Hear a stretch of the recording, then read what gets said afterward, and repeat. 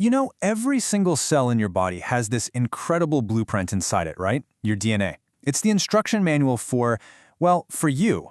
But actually being able to read that manual perfectly, that's been one of the biggest challenges in medicine.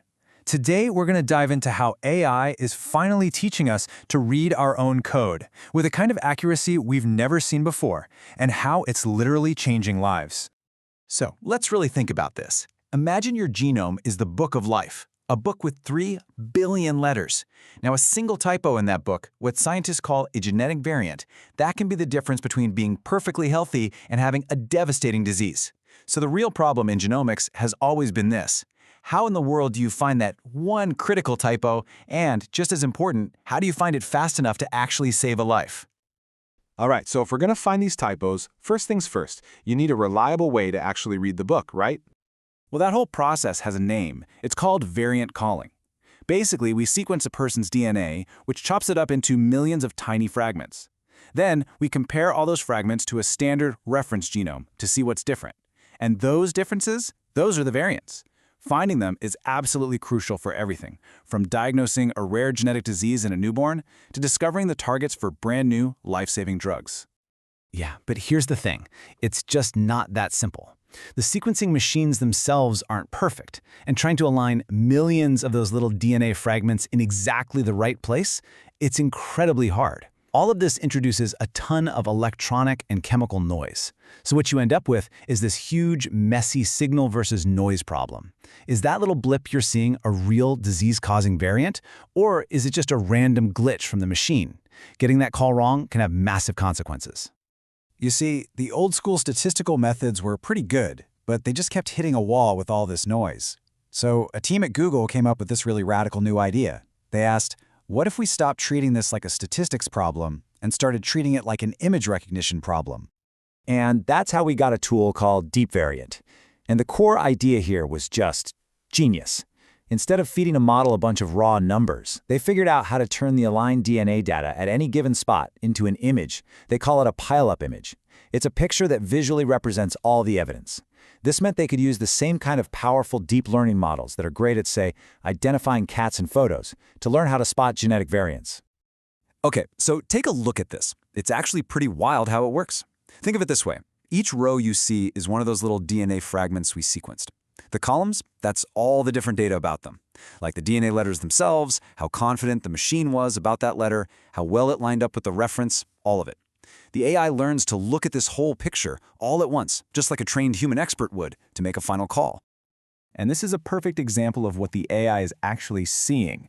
On the left, you've got a super clear-cut case. All the DNA reads agree, they all show the same variant. That's a classic homozygous variant. It means you got the same version from both your parents. Then on the right, it's a perfect 50-50 split. That's a heterozygous case, where you've got one version from the reference and one version that's the variant. Easy peasy for the model.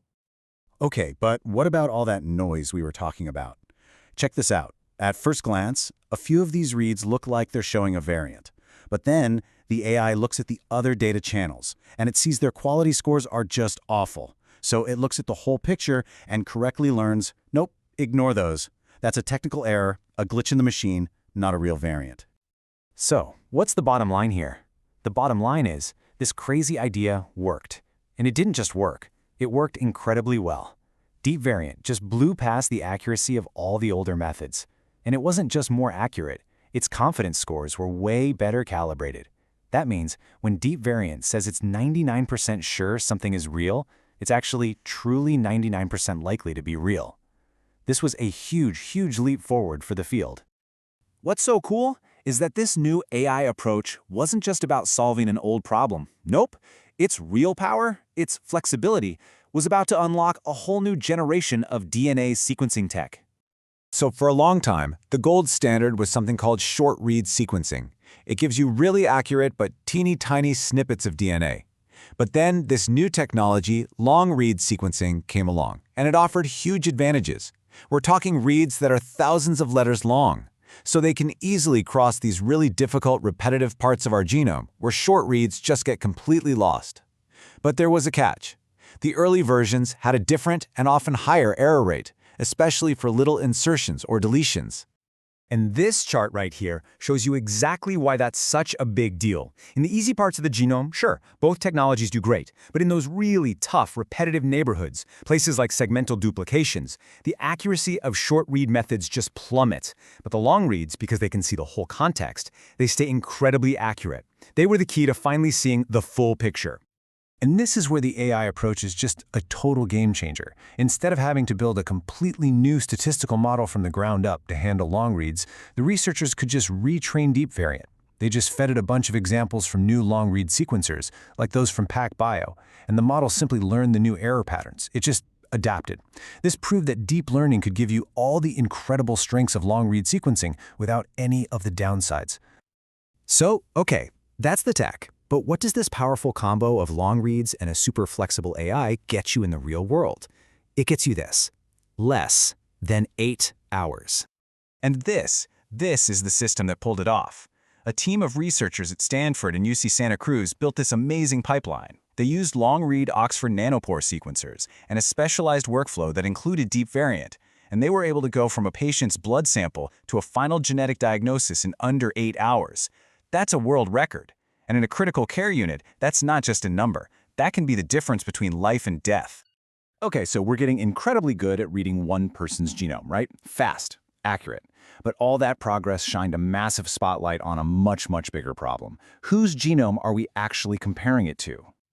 You see, for decades, the standard reference genome, the so-called normal we compare everyone against, was based on just a tiny handful of people, most of them with European ancestry. And as the Human Pangenome Reference Consortium puts it right here, that single reference is just insufficient to capture the extent of sequence diversity.